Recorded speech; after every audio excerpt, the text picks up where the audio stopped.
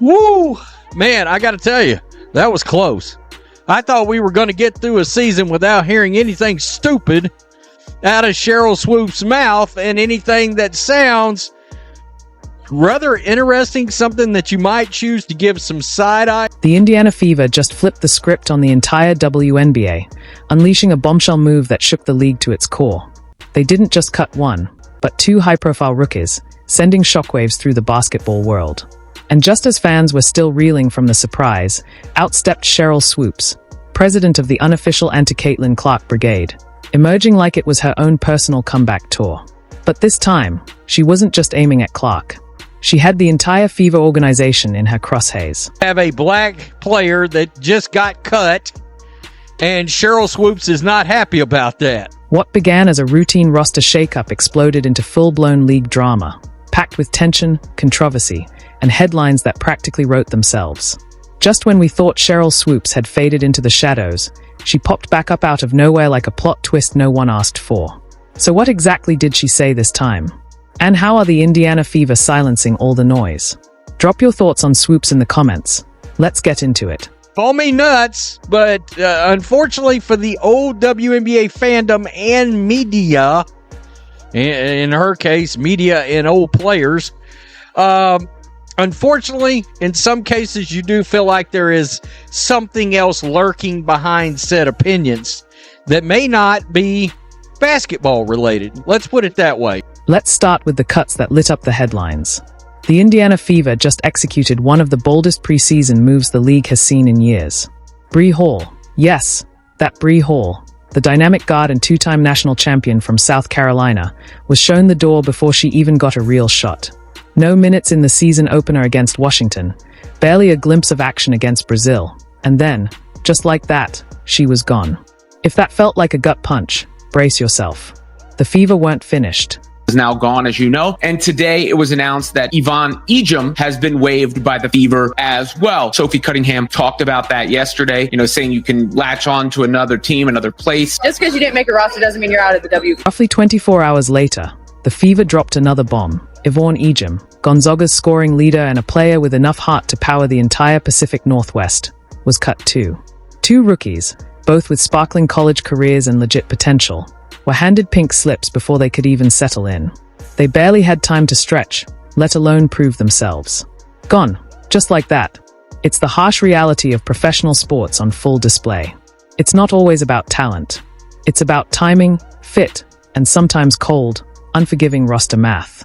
This is where dreams collide with the business side of basketball. The Fever, as expected, have waived Yvonne Ejim. She's just not at the level that the Indiana Fever are hoping her to be at. The Fever announced it directly. Thank you, Yvonne Ejim, who was the all-time leading scorer in Gonzaga history. The top scorer in Gonzaga history, gone. Naturally, the question becomes, why these two? To understand the sting, you've got to look at the Fever's salary cap situation. It all traces back to the bloated contract of Katie Lou Samuelson, which the team had to buy out just to make room for key veteran signings. That move left Indiana with the cap space to carry only 11 players on the roster. Now here's the catch. Every veteran on the squad, from Natasha Howard and DeWanna Borner to Sydney Colson, Brianna Turner, Sophie Cunningham, Darius Dantas, and the newly re-signed Kelsey Mitchell, has at least 1 year of guaranteed money. Translation, if the Fever cut any of them, they'd still be paying their salaries. It's hard, right? We all reached out. I think that they brought really good people in, great people into training camp this year. But, just because you didn't make this squad, this is probably one of the harder rosters to make in the W this year. It doesn't mean you're out of the W. And you just got to keep ready, keep playing, keep grinding it out. And if it's hard to make the league. I know Sid and I, we were second rounders. We stuck. Her experience is a little bit different than mine. But just because you didn't make a roster doesn't mean you're out of the W. No relief. That left only the players on rookie-scale contracts, Caitlin Clark, Aliyah Boston, and Lexi Hull, as technically cuttable without penalty. But let's be real, no one in their right mind is touching that trio. So with 10 out of 11 roster spots essentially locked, someone had to go. And unfortunately, that meant Hall and Ejim were the odd women out. Simpson is obviously at a certain level. She's a rim runner. She just obviously has a higher ceiling than Ejim at the moment. And this is maybe a hot take. In reality, all three rookies, Bree Hall, Yvonne Ejim, and Michaela Timpson, were battling for just one available roster spot. And if we're reading the tea leaves, that spot is almost certainly going to Timpson. The Fever need fresh legs in the forward rotation, and Timpson's been turning heads with her energy, floor running, and high-level defense throughout training camp and preseason. Fans are already calling her the steal of the draft, snagged at number 19 when many expected her to go in the top 10. Oh, we saw Sheryl Swoopes in rare form, hating on Caitlin Clark all last year. Well, maybe she has figured out, well, hating on Clark, I've been told that's not really a great idea, yada, yada, yada. So what other white girls can I tune up from the Indiana Fever? For fans of Hall and Ejim, this one hits different. This wasn't just a box score decision. It was the cold, hard collision of salary caps, limited roster spots, and the unforgiving chase for a championship window. These cuts sting not just because of the talent lost, but because of what they symbolized: hope. And just like that, two dreams were put on pause, proof that in the WNBA, the business can break hearts just as fast as it builds legacies.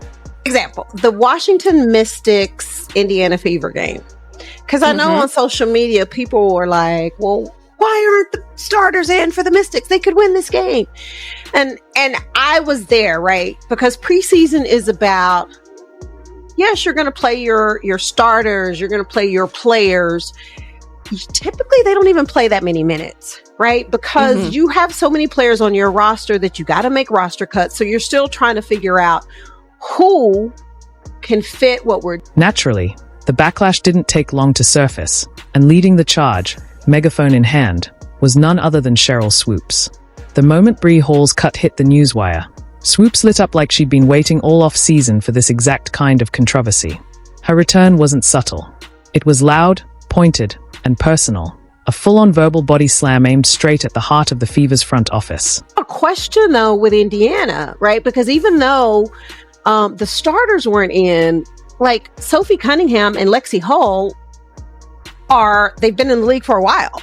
You actually had players who, like Bree Hall, why wasn't she in that game per se? If you're still trying to figure out who's going to make the team, who you're going to cut.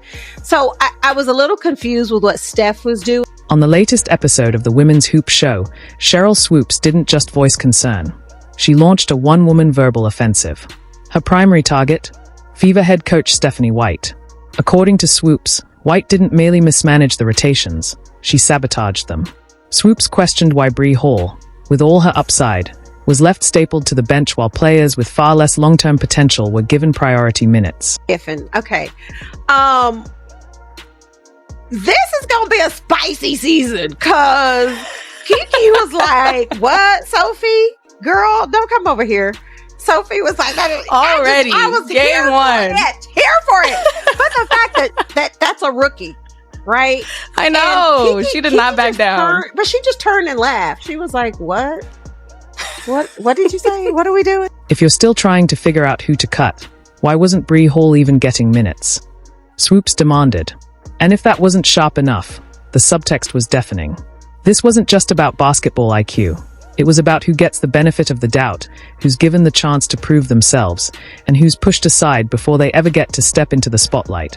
And just when you thought Swoopes was finished, she cranked up the heat even further.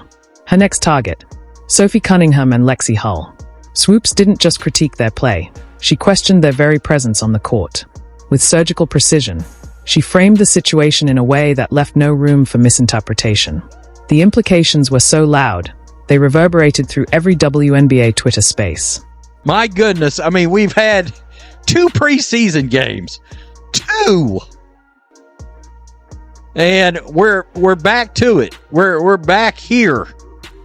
She's criticizing Stephanie White. I bet Sheryl Swoopes hates that last name. Criticizing Stephanie White. And of course, it relates to Lexi Hall and Sophie Cunningham. Oh, I bet Sheryl Swoopes hates her some Sophie Cunningham. You know she does. Then came the comment that all but confirmed Swoopes' angle. With a heavy dose of sarcasm, she quipped that maybe it was time for White to focus on tuning up the other white girls on the Fever, now that she'd been told to leave Clark alone. That wasn't subtle. That wasn't shade. That was a full-on spotlight, followed by a narrative bomb dropped right in the middle of the room. Swoopes hadn't shied away from speaking her mind, as last season she raised questions about the legitimacy of Indiana Fever stars Caitlin Clark's collegiate scoring record. During the recent episode, Swoopes questioned Fever head coach Stephanie White's decision to give veterans like Lexi Hull and Sophie Cunningham minutes over Bree Hall and then cut her without giving her a fair opportunity to prove herself.